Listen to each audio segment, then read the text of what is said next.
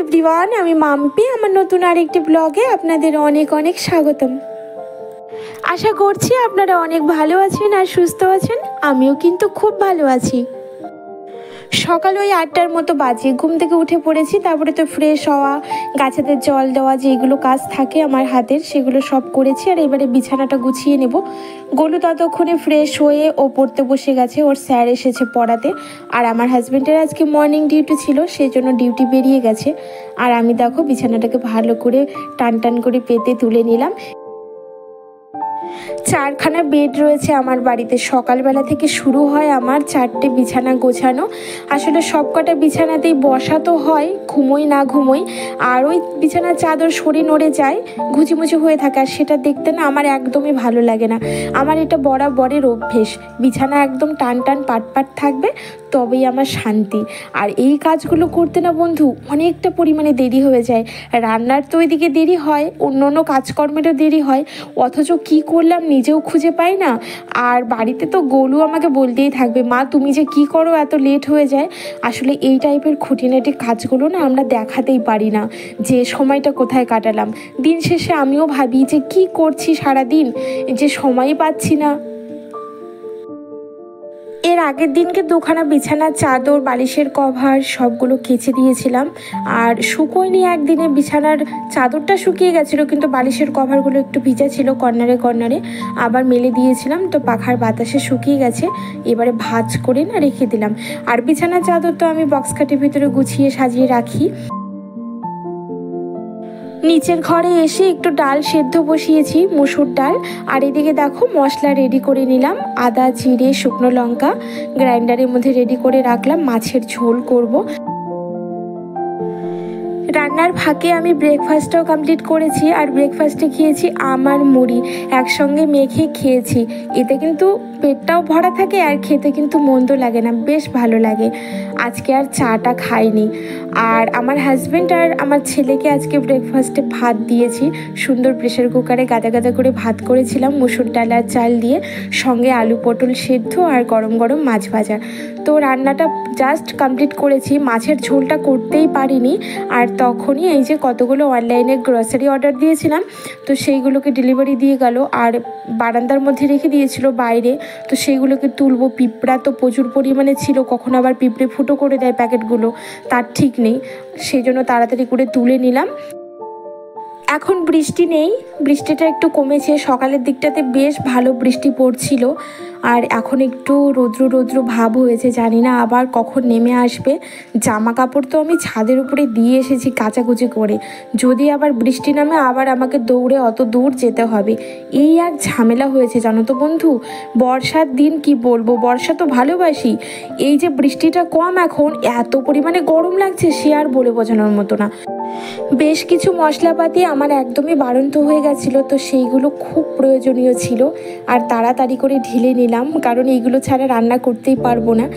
আর যেহেতু আমার হাজব্যান্ডের আর আমার ছেলের খাওয়া হয়ে গেছে, ওরা আমাকে বলছে যে আর মাছের ঝোল করে লাভ নেই, মশলাটা রেখে দাও, মাছ ভাজা, ডাল সেদ্ধ, পটল আলু সেদ্ধ দিয়ে আজকের দুপুরটা চালিয়ে নেব, পরে রাত্রিরে দেখা যাবে কি খাবো না খাবো। আমি বললাম খাবি তো, আবার জ্বালাবি না তো দুপুরবেলাতে? বললো না না ঠিক আছে খেয়ে নেবো, একটু পাঁপড় ভেজে দিও। বললাম ঠিক আছে দেবো। আর এই দেখো আমি না যে গোলমরিচের গুঁড়োটা ইউজ করি এভারেস্টের, সেইটা না পাচ্ছি না, কোথাও পাওয়া যাচ্ছিল না, অনলাইনেও দেখছিলাম নাই, তাই MDH-এর গোলমরিচ গুঁড়োটা নিলাম। তো আমার দেখে খুব একটা ভালো লাগলো না, জানি না কেমন খেতে হবে, তবু ঢেলে রাখলাম। আর এই দেখো এবারে ইমামি হেলদি অ্যান্ড টেস্টির জিরে গুঁড়োটা নিয়েছি, বেশ ভালো দেখলাম, প্যাকেট কাটতেই দেখছি খুব সুন্দর একদম জিরেরই পুরো ফ্লেভার পাচ্ছি। দেখি খেয়ে কেমন, যদি ভালো হয় তাহলে নেক্সট টাইম আবার নেব। তো চলো গোছানো কমপ্লিট হয়ে গেছে, এবার জায়গা মতো সব ডাব্বাগুলোকে রেখে দিই। আর এই যে ছোটো ছোটো গ্লাসের কন্টেনারগুলো দেখছো, এইগুলো আমি সবসময়ের জন্য ইউজ করি। আর এখানে যে গ্লাস কন্টেনারগুলো দেখছো, এগুলো সারা মাসের মশলাগুলো আমি স্টোর করে রাখি। শুভ বিকেল বন্ধুরা। দুপুরে খাওয়া দাওয়ার পরে আর তোমাদের মাঝে আসা হয়নি, ভিডিও শ্যুট করা হয়নি, তো রেস্ট নিয়েছিলাম একটু, কারণ সন্ধেবেলাতে আমার একটা ইনভিটেশন আছে, মানে আমার বান্ধবীর আজকে নতুন বাড়ির গৃহপ্রবেশ, সেখানেই যাব। সন্ধেতে যাব না, একটু রাত্রিরেই যাব, কারণ ডিনারের নেমন্ত্রণ।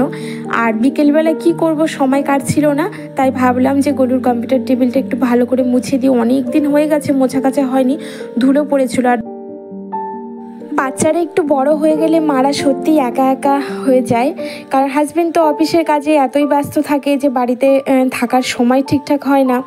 আর ছেলেরও এখন এত পড়াশোনার চাপ যে ছেলেকে নিয়ে যেতে হয়, নিয়ে আসতে হয়।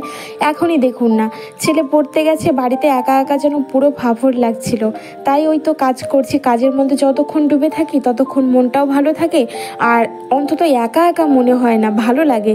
তো এইদিকে গান চালিয়ে দিয়েছিলাম, আমার পছন্দের কিছু স্যাড সং চালিয়ে দিয়েছিলাম। আসলে আমি স্যাড সং শুনতে খুব ভালোবাসি, অন্য অন্য ঝিংচাক্কা গান আমার খুব একটা পছন্দের না। তো গান চলছিল, গান শুনছিলাম, আর এইদিকে কাজও করছিলাম। কাজটাও হয়ে গেল। তো কাজ করতে করতে হুট করে আমার মাথার খুব যন্ত্রণা করছিল, হয়তো বা আমার প্রচণ্ড পরিমাণে গ্যাস হয়ে গেছিলো। তাই একখানা গ্যাসের ট্যাবলেট খেয়ে নিলাম, যে আর কোনো যেন সমস্যা না হয়, কারণ আবার যেতেও হবে নেমন্ত্রণ বাড়িতে। আর ছেলে আমার পড়তে গেছিলো, পড়ে আসার সময় দেখছি সব কতগুলো তেলে ভাজা নিয়ে এসেছে। আর আমি তো একটু রাগারাগি করলাম, আমি আর রাগ দেখে ও তো আরও হেসে কুটুপাটি আমাকে বলছে, তুমি চুপ করবে। তো ওরা খাবারটা খেয়ে নিল, আর আমিও এদিকে হাত পা চোখ মুখ ধুয়ে রেডি হতে শুরু করলাম। রেডিও হয়ে নিলাম, আর বৃষ্টি পড়ছিল টিপ টিপ করে সামান্য, যখন বেরোলাম তখন কমেছিল।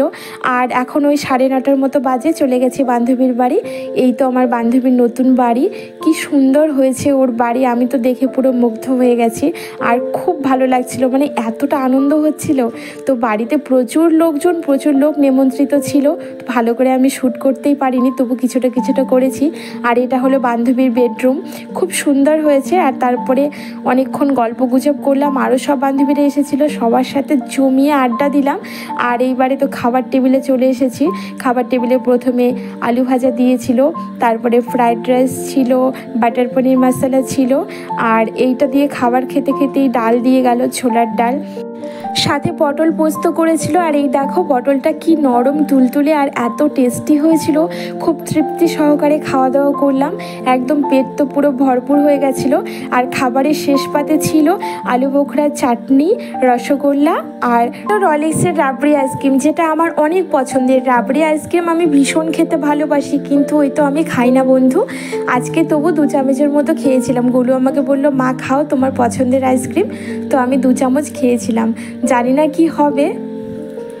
তবে চলো বন্ধু, আজ এখান থেকে তোমাদের কাছ থেকে বিদায় নেব। কাল আবারও আসবো নতুন ভিডিও নিয়ে। তোমরা ততক্ষণের জন্য ভালো থেকো, সুস্থ থেকো, সাবধানে থেকো। যদি আমার ভিডিওগুলো তোমাদের ভালো লাগে, একটু হলেও তোমাদের মন ছুঁয়ে থাকে, তাহলে লাইক দিয়ে পাশে থেকো।